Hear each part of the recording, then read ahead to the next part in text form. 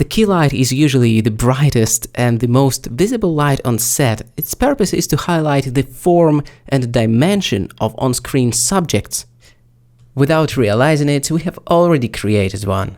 So let's just promote it to the key light role and call it like that.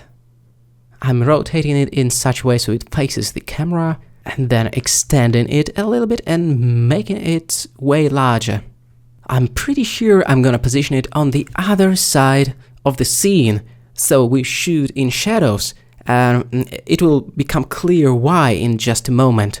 For now, let's leave it there, make it relatively large, and then head over to the light settings menu and adjust its power. Now it's a little bit too weak to pretend to be the key light, so let's give it a boost.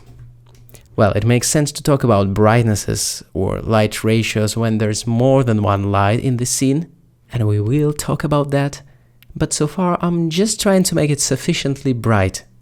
Now it packs a punch without going over the top in terms of brightness. It's sufficiently bright to serve as our main light.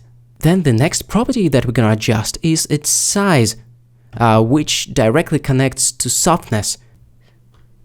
The rule sounds like that: the smaller the light in proportion to the subject, the harder, and vice versa. The bigger the emission surface, the softer.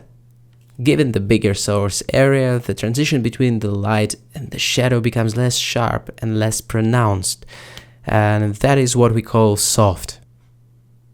As usual, why not throw in a visual comparison? Soft light means a gradual transition between light and shadow. Hard light means razor-sharp shadows. But then it's all about the gradient between lit and shaded areas. The gradient that depends on the size of the light source. It's really easy to see how the gradient gets stretched on increasing the light size to the point of a super ambient and slightly flat lighting, and then on rolling the size back, it collapses a little bit. I cannot emphasize enough how important it is to establish a neural link between the light size and softness and this gradient. Okay, what I usually like to do for moving the light source around is press dot and select 3D cursor as the pivot point. Alternatively, you can find it in this menu. By default, it's set to active element. We just change it to 3D cursor and then shift and right click on any kind of surface, and with the light source selected, press R and Z to constrain the rotation to the Z axis, and it will pivot around your 3D cursor. Isn't that great?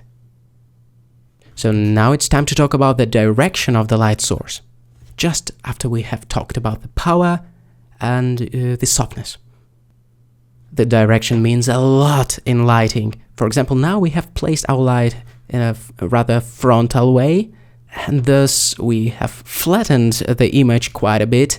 More often than not, we don't want it. We don't want to flatten our stuff.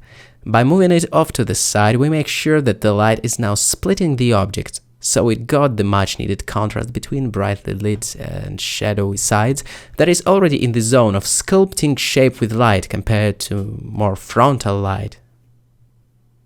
So key light that comes in from the side is already more dynamic in how it creates the shape and reveals the depth of the minerals and the stuff around it. It can be placed overhead for the top light or moved to the side, or maybe you can place it directly on the opposite side in relationship to the camera. So it's now technically a backlight, even though it's a key light, our main dominant light that still creates most of the form and definition in the scene. And actually, with this particular light placement, we now shoot in shadows. We shoot into shadow side, and that is called upstage lighting or reverse key lighting. And if there is one little thing that we can do to make our scenes more cinematic right away, is shooting into shadows. As simple as drawing the line and placing the key light on the opposite side from the camera. So now, even though the scene lacks any kind of fill, we can appreciate the transition between light and shadow, and all the shadows actually falling in the direction of the camera, which makes it look three-dimensional and great and cinematic. And actually, to prove this point in a fun way, let's select the camera and the key light and pivot it around our minerals. Funny enough, we can tell that by keeping the camera on the opposite side of our key light.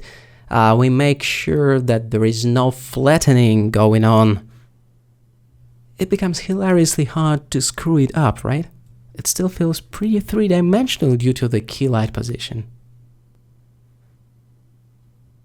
To recap the placement of the key light, it's actually super important to consider to what extent does it actually help you to model the shape and dimension of your subject when it's placed on the camera side, when it's, let's say, kind of frontal. Or does it make more sense from the cinematic standpoint to highlight the shape and the object to actually push our key light to the opposite side of the scene? So we shoot into the shadow side, as it makes the light and shadow play much more dynamic. And 9 times out of 10, at least in my opinion, the reverse key lighting or the upstage lighting is much more cinematic in terms of revealing the form of the object indeed. Not to take away anything from the more frontal light projections, but undeniably they are a little bit flat sometimes, and it's good when you need such flatness for whatever purposes. But if your goal as a 3D cinematographer, as it happens, is to enhance the depth and enhance the dimension, that makes the reverse key lighting a no-brainer in my opinion. It works with the hard lights as well, it doesn't really matter. The overall direction from which the light hits the object matters the most here. The same principle would be the right word applies here. Not the hard-coded rule, and if it was the rule, it could be broken, but the principle. The fronty light has usually less dimension than the side light, or any other combination of the light hitting the object at an angle. And of course, it's all relative to the camera position, so if the camera switched sides, the light should jump to the other side of the scene as well to maintain the reverse key lighting. So that, I think, could be a key takeaway, no pun intended, for choosing the direction of your main light source.